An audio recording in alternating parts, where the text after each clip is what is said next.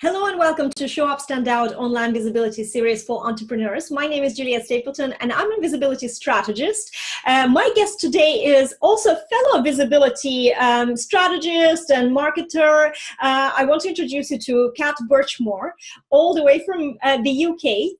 And Cat is part designer and part strategist. She works with people, brands, and businesses worldwide to grow their visibility, get leads, and nurture a culture of raving fans. So how this show is just perfect for you, Kat. Yeah, I'm super excited to be here. It's going to be so nice to chat and everything. Absolutely. Before we go into some, what we are going to reveal here, and guys, it's going to be about LinkedIn, which is quite interesting. I'm a Facebook person, Facebook girl, and I know LinkedIn has this potential that I haven't tapped my toes in yet, but that's why I'm bringing you these awesome experts. So let's go into the conversation. But before that, how did you end up doing what you're doing? What's your background? Good question. So my background's in design. I did a design degree at university. And I always worked in my family business, which is a bathroom showroom, and I've always done the design side of it. But I've always had something of my own on the side as well. And then gradually kind of starting my own little things on the side, doing numerous different things online. I realized that it was the kind of the design and the social media and the branding and all of that side of it, all the digital marketing really, that I just really loved. And I was like, why don't I start doing this for clients if I love doing it for myself? And that's kind of the area I was really excelling at. It just kind of made sense. So there was just like a natural, kind of turn into doing that. So, and now, this is what I'm doing. I absolutely love it.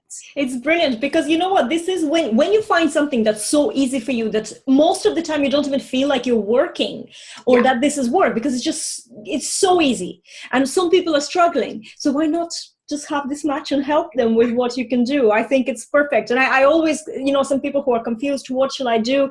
Just look into what you really do enjoy.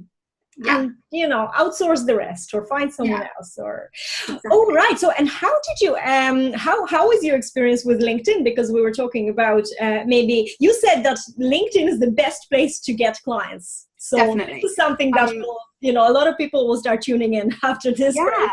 So it's funny because when I first started, I was terrified of LinkedIn. I was all about Facebook, and that was where I was finding leads and I was finding clients. And LinkedIn really scared me because I thought it was for super corporate people, and it was just for people who were in the corporate world, connecting with other people that they already knew, and it was a place for them, and it was also a place to get jobs. So it was never somewhere that I'd ever, I had a profile, but I barely touched it. And I had quite a few friends. I've got quite a few friends who work in the city in London, and they all would always swear by LinkedIn, and it's how they always got their jobs and everything. And I was like, oh no, it's not part of my world. Yes, I know exactly what you mean, because I feel I still, well, now a little bit better because it's changed and I've seen some people doing what we are doing here on Facebook. Yeah. But that's exactly what you just described is how I feel about it. Yeah. And it was it was kind of a discussion with my mentor, and kind of seeing how successful she was on LinkedIn kind of made me realize that actually it was a potential really great place to get leads, and it just kind of would open so many more doors. And I think the way I saw it is it kind of was just changing that mindset from LinkedIn being a place full of people that you already knew to it being like going to a networking event. So you're constantly connecting with new people and talking to new people, just like you would if you were to in person go to a local networking event. You're going to go up, you're going to introduce yourself, you're going to talk to all of these people, you're going to hand over your business card, all of those kind of things. The mindset I took was to think of LinkedIn like that. This is interesting. I don't really like networking events in person. Maybe I had a bad experience. I know we have in our local town. I hope nobody watches from our local town my shows, but I didn't have a great experience in the networking events. It was more like an Alcoholic Anonymous group where everybody's just introducing themselves and nothing is happening, and nobody really does work with each other that much, So, but what I love about what you just said is that we do kind of the same thing on Facebook. We connect to people, and then we build relationships. relationships, but Facebook is not where people buy or work, right? Exactly. LinkedIn is. So all the fluff and all this, creating relationships, trying not to be salesy, all that mindset, you don't have to worry about it. You can just, as you said, you give your business card and you know that it's a business network. Exactly. And yeah, I mean, I've had not great and great experiences with in-person networking, but I think for me the real shift was kind of going from this feeling of thinking that LinkedIn was only for people you'd already met in person and that you already knew, and kind of changing that to being like, actually that's not what it's like. You wouldn't walk into a networking event and not speak to anyone. You would go up and speak to people, and that's what LinkedIn is like. You need to go, so I did have to get over that. But once I did and I started connecting with people, it just kind of, I think when you're creative and then you're in the environment where you kind of have to sell yourself, there's always this mindset issue. And yes, everybody has to get over it. But then, you find your own unique way, don't you? Or there is a strategy, and then you realize suddenly that it was all just in your head. That really works. It's like in other things in life, that you think that you didn't do. I remember when I met my husband, he's a biker, and I've never been on a bike. And I was convinced up to that point that I'm just not a motorbike person at all, until I got onto it for the first time. And then I realized I was a biker chick from the word. And I still am. So this is so interesting. It's all about just changing the perspective. So how do you do this on LinkedIn? I understand that you have to connect to people, but like a lot of people say, okay, but what do I do? Yeah. So I would say the first thing to do before you even start connecting is to fully optimize your profile. And what I mean by that is just make sure that it's really showing you off to your best. You've got, everything that's on there has a purpose. So if you've got like past employment from like 20 years ago that is completely irrelevant to what you're doing now, delete it. Like it's like if you're thinking about, it is a bit like a resume to a certain extent, or a CV. Like you've got to keep on there what's relevant, what people are going to want to see. And it's a place for you to sell yourself. So it's a place for you to write about the kind of wins you've had in your business recently, and all of that kind of a thing, and just really position yourself as the expert. That's the first thing to do. And then I would say start writing posts, start writing articles, and then start connecting with people.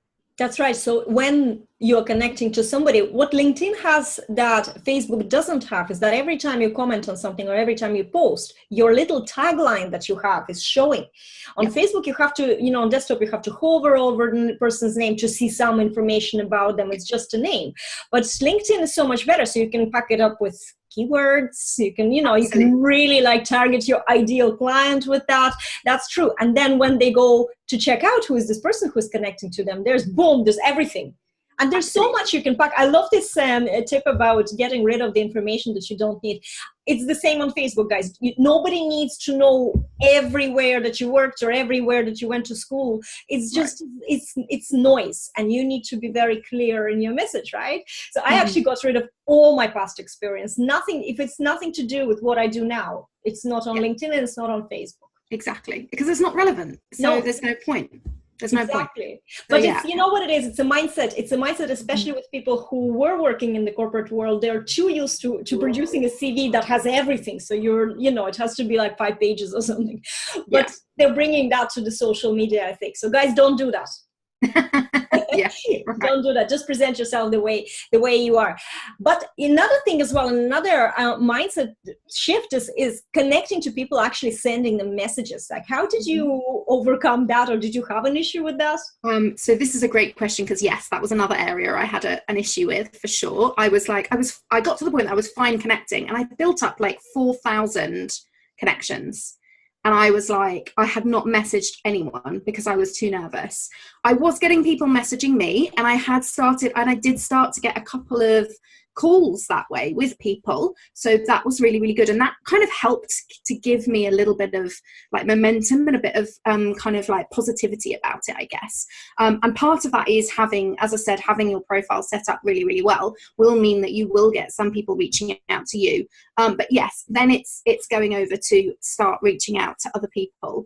And yeah, it did take me a little while to do it. And again, it was a little bit of talking to other people that I knew and kind of hearing other people's stories and the success that other people were having. And I was kind of like, I'm almost there, but I'm not quite there. I'm leaving enough on the table that I'm not getting in like quite the right leads from it. So I was getting a few, but I wasn't getting enough.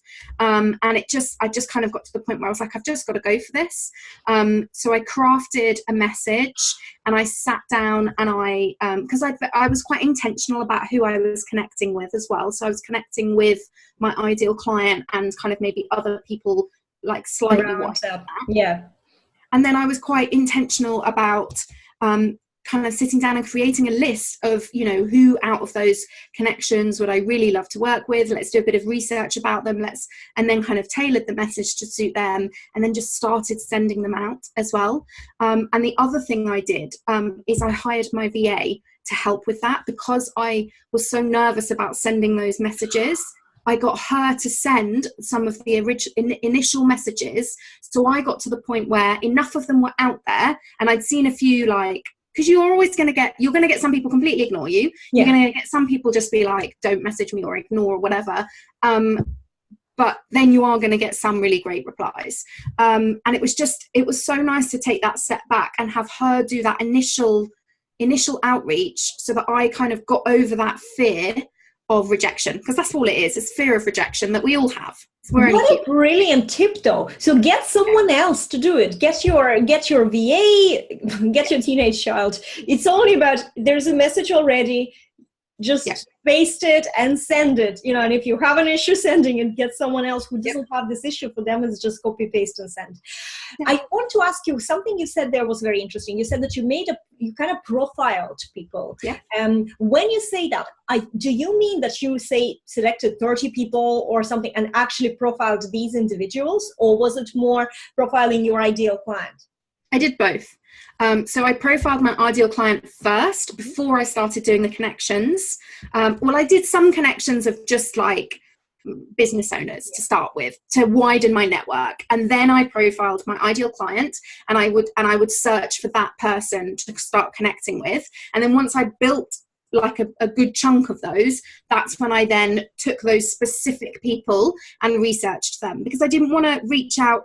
Every time I wrote the message, although there was a template there, I wanted to make sure it was still personal, so that each person I was reaching out to, I could say something, you know, like, oh, I really love your business model, or like, I really love your website, or like, you know, I love what you're doing with this and this, you know. And exactly, because then they know that you actually looked at them. The worst thing is when you're getting a message and somebody asks you something like, tell me about your business, and you're saying, I've spent hours optimizing my profile and building my website and doing all these things. And this is a brilliant, so basically it's a template. It's still a structured message that you have for yourself. That creates a bit of ease, you know, when you say, oh, I don't know what to say to them, but then you do a little bit of research, and that's the same thing on Facebook, guys. When I teach you, you know, you go and you check out the person's profile before sending them a private message. You can comment on the comment they made, but it's the same. You can look at what they posted. You can look at their articles, right? You don't even have to go and do